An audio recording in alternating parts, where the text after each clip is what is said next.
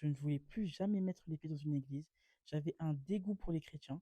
Je ne me considérais même plus moi-même chrétienne.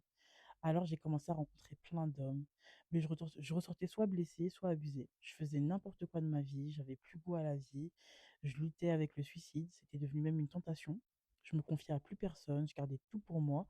Je ne saurais même pas vous dire combien d'hommes ont abusé de moi. Les attouchements, ont profité de moi, ben, j'étais clairement devenu leur jouet, hein. Pourtant, la plupart de ces hommes, c'était des serviteurs de Dieu, dont un qui est chantre et qui est très connu. Mais bon, ça ne m'empêchait pas de continuer à chercher d'autres hommes, même si au fond, ben, ça commençait à me dégoûter parce que ben, ça ne me ressemble pas en fait. Je voulais combler quelque chose, je ne savais même pas quoi, mais je me disais que seul un homme pouvait le faire.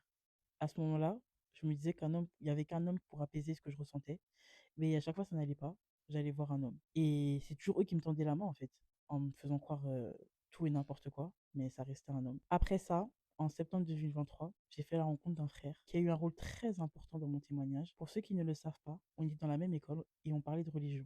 Et c'est là que j'ai commencé à m'intéresser à l'église.